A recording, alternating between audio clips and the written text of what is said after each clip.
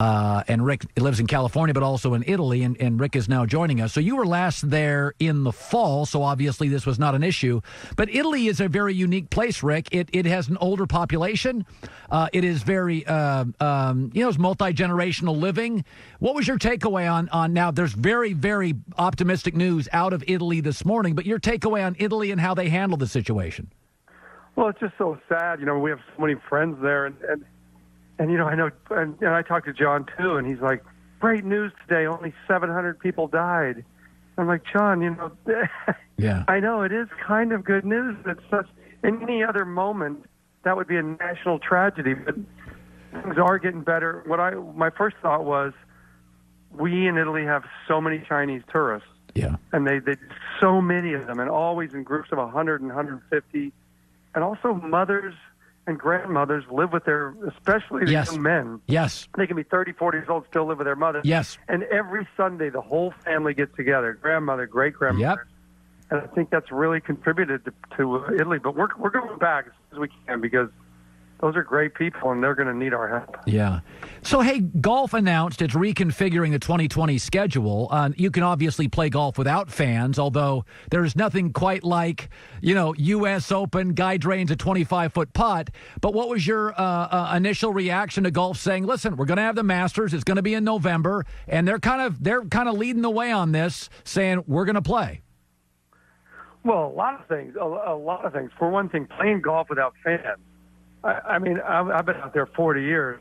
I can't tell you how many times I've seen people behind the green for Tiger just let the ball hit them, so the ball stays on the green. I can't tell you how many times I've seen players where if you and I hit it so far in the spinach, it would be impossible to get out.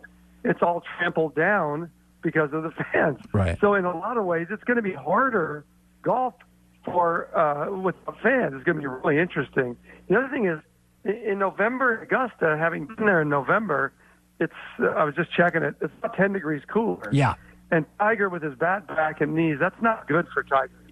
He does well when he gets to sweat and go through 3 shirts like he did at St. Louis and PGA.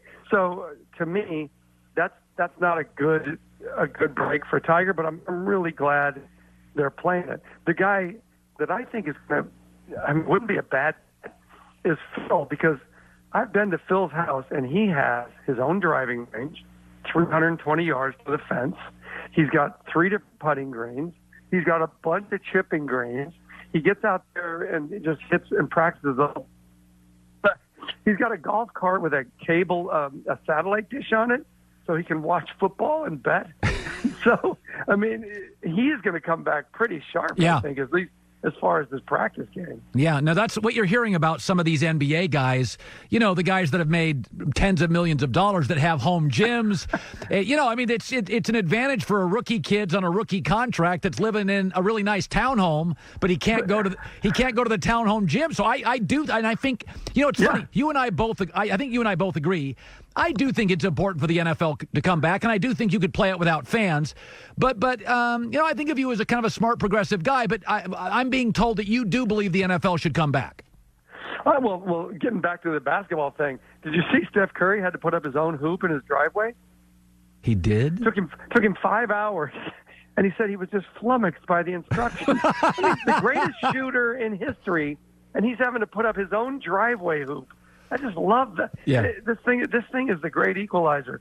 I would love to see all sports come back with no fans, especially the NBA, because I would love for Marv Albert to be on the table, right? And DeAndre Jordan's at the line. DeAndre Jordan, 47% career putrid free throw shooter. And Jordan would turn and go, I can hear you, Marv. Do you have to say that every time? Don't you think it'd be fascinating? Because, first of all, you and I both know the NFL's better on TV anyway. Yes. Baseball's better in person, hockey better in person, but football for sure better on TV. So why not? Yeah, and also I think, I said this earlier, maybe I was too glib, but I said, local weatherman with Doppler radar, can't predict the weather next week. We're all trying to, on April 5th, predict what's going to happen September 10th. There's signs today in New York and Italy that there is a massive flattening of the curve. So week to week, day to day, hell, I don't know what's going to happen. I think we should just sit back and not make bold predictions for September 10th. Well, I don't know what your definition of massive is, Colin, but New York had a slight, tiny dip. I think everybody in New York says it's still 6-7 days away, the peak. Here in Southern California, they're talking about 10 to 12 days to the peak. So, yeah, I mean, I am dying for sports. I tell you, I was walking the dog the other day, and I saw this is kind of creepy. I saw two teenage boys throwing the football in the alley, and I kind of just stopped to watch. I realized my sports brain was starved, and I'm like, I like the redhead. I don't like his footwork, but I like his. And the other guy, I'm like, I'd like to see him catch it more with his hands than his body. And then I realized they were looking at me like, we need to call social services. No, it is. California living is different than like an urban environment like New York. So I've gone for long walks every day with a mask, and the beach is closed here in L.A. But it is interesting. I'm finding myself enjoying the little things more. I've never spent this much time with my 19-year-old daughter.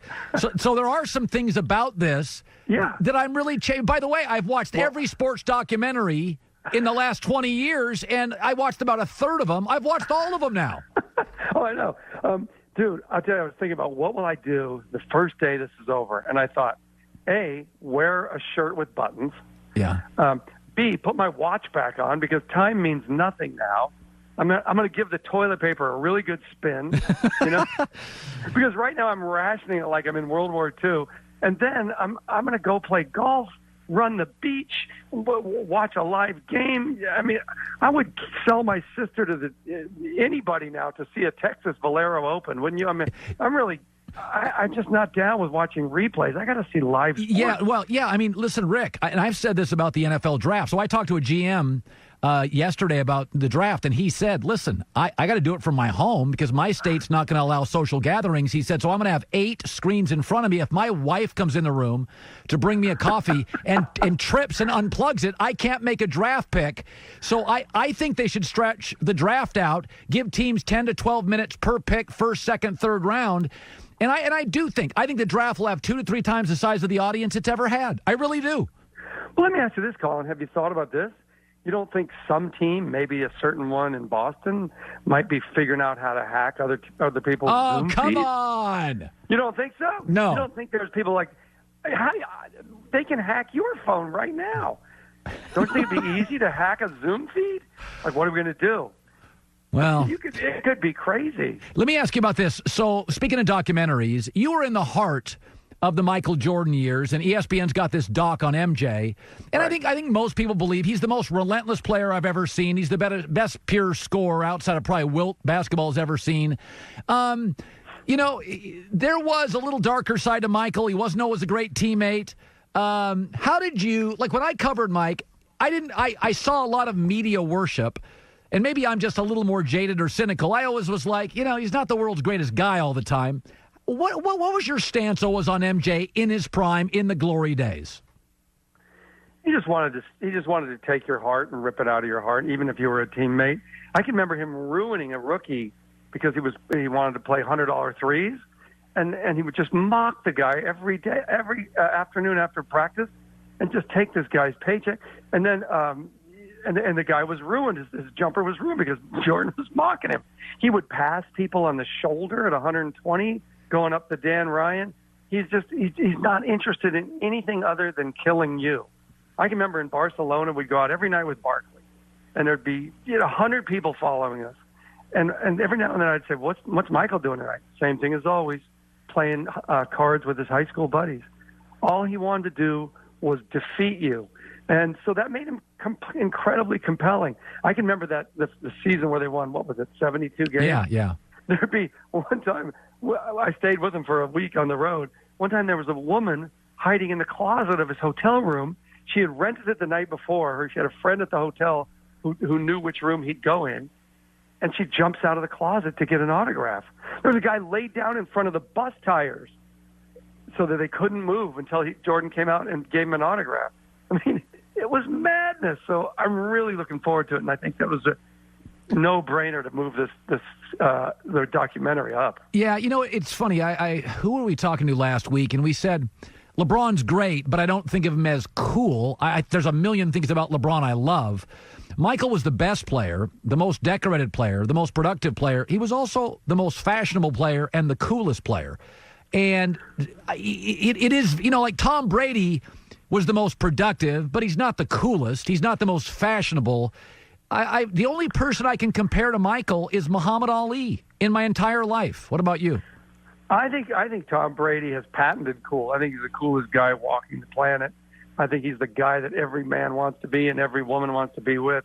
But going back to Jordan, I mean, I've covered both Jordan and LeBron, and it's not even close because if you remember, everybody respected the process with him. So you wouldn't talk to him until he showered. Then he'd go in the trainer's room and put on his three-piece suit, and it would be perfect. And then he'd come out, and he would stand there, and everybody would wait till he said, "Okay, I'm ready." And then he would answer every question. He was a complete pro. Now, because we put him on the cover of SI saying, "Bag it, Michael, missing a soft baseball," he wouldn't talk to anybody at SI. But when one of his favorite guys was his bodyguard, and he was dying, and he wanted to talk about him, so I talked to him through the crack in the training room door, so no one could see him talking to me. But he could really be a great man with a big heart. Often he could be very petty. I don't know if you remember Wright Thompson's story about him. He'd do ads, and he had this woman in L.A. who made him his favorite brownies. And so they'd call him to the set, right? He had the favorite brownies sitting there. He would lick all the brownies so nobody would steal a brownie from him. Oh, God. I mean, that's him. Yeah, I mean, it's funny about, I've said this before, work-life balance. When you look up, if you Google what creates happiness, nobody ever says work-life balance. Like, people that are driven are often very happy. They're often very selfish. I always looked at Michael as kind of a flawed guy, but it's almost like the rock star. You almost have to be that brilliant. To be Michelangelo, to be brilliant, you're flawed. You're often selfish, annoying, obtuse. So I didn't worship Jordan, and I've been very critical of him. I'm as impressed with the LeBron story as I am the Michael story. And I think LeBron's easier to be around. Do you, if you could choose one to interview, which is more interesting, LeBron or Michael? Oh, LeBron for sure. I think he's his life story. His life story. A father in jail, a mother that he admits had drug problems, who would steal his shoes in high school and take him to sell them. I mean, he should not have been the great, incredibly charming leader that he is, and yet he is. He takes care of everybody, yep. Press, players. He's the leader of the league for sure. And Jordan really didn't want that. Jordan really didn't like being as famous as he was. He did it, but I think LeBron embraces it much more. I still think Jordan's the better player. Yeah, I think the best passer for sure is LeBron, but Jordan's better defender, better shooter, better in the clutch, more of a winner. But hey, it's the second isn't bad to Michael Jordan. By the way, you got a new book out. Actually, Commander-in-Chief, How Golf Explains Donald Trump. It's the paperback version coming out. Is it tomorrow or Thursday? Yeah, good timing, huh? Tomorrow? Yeah. Perfect time to launch a book. Luckily, there's Amazon. But I had so many stories, Michael. I mean, Colin, about Trump cheating that, I mean, people would email me. They'd stop my car. They would text me. I must have had 100 news stories about things he would do. And it's not a political book. It's just how golf explains a guy. For instance, so I had to write a whole new chapter just about crazy stories. For instance, he makes his caddies carry 4-inch green tees in their pocket so that when he hits it in the rough and his opponent's on the other side of the fairway, he can tee it up. People are always amazed. Like, they always say, I played with Trump, man. He's good out of the rough. Well, now we know. And there's a million stories like that. And it's available on Amazon.com, but I think all the bookstores are pretty much closed. Yeah, I think they are for now. Hey, you're going back to Italy when? I mean, it looks like I don't see how we can put 70,000 people in a stadium now when we know that this thing may come back in the fall? How can we do that, Colin? Oh, I don't think they're going to have football. And you say, well, let's do it without fans. But what do you do when the first guy tests positive? Well, so because I think we're going to try to go beginning in September through Thanksgiving because they need our help, man. Well, my theory on that has always been you can't worry about perfection when you're, like in America, for instance, we know this is not the flu, obviously. We don't cancel stuff because of the flu. But right. we have 38,000 car deaths a year, and we don't stop driving. We manage teen car deaths. It's awful. I don't think you can go into a league saying nobody will get it. If anybody could get it and be healthy, it'd be a 27-year-old defensive end in the NFL. I don't think you can be paralyzed by perfection when you're dealing with a pandemic. You just learn to manage it smartly, efficiently. And I do believe we are going to have in the next 30 days, from what I read last night, we are going to have the ability to test people quickly. So you're negative, you're in. You're positive, you're quarantined. And that's 5.5 months out. I mean, the one thing about your car crash metaphor is the car crash victims don't fill up the hospital. So right. Nobody else, you get a heart attack, you get stabbed, you can't get in there. It doesn't kill nurses. It doesn't kill doctors. But you're right. You know this is coming again. You know there's going to be a contagion in the next. So what do we do next time? Do we shut down the world? I don't think we can do it again. So there's a thing called vertical quarantine. In other words, you take the most at-risk people. In this case, it would be old people, diabetics, people with heart problems, and you quarantine all them, and you get really strict. It's a law. And then you try to go on with your life. I don't know if it'll work. I just don't know what choice we had this time. But I think next time we've got to really consider, are we going to shut down the world? Yeah. No, and I think America is generally been pretty good. We make a lot of mistakes and can be inefficient and arrogant, but we're pretty good at solving problems rapidly. That's what we do. We have a dynamic, we've got a dynamic business model. And so we solve. But we didn't do it rapidly this time. We wasted about 6 weeks. Right. I mean, South Korea and us had they call day one the day when you have 100 positive tests. Right. South Korea and the United States had the same day they started with 100. And look at us. We have now 27% of the world's cases. We only have 4% of the population. So I know you want to believe we're problem solvers, but right now we're kind of a big, dumb country led by a big, dumb guy who doesn't seem to want to take the reins of this thing. Well, I'm optimistic. I do think we solve problems. I also think we misstep and get into a lot of problems all the time. We do. True. We do. Yeah. Rick Reilly, 11-time National Sports Writer of the Year. It's great talking to you. I get these long interviews now because I'm not, we don't have games, so I can talk to people for 25 minutes. It was great talking to you. I was wondering. This is unbelievable. Yeah. Thank you.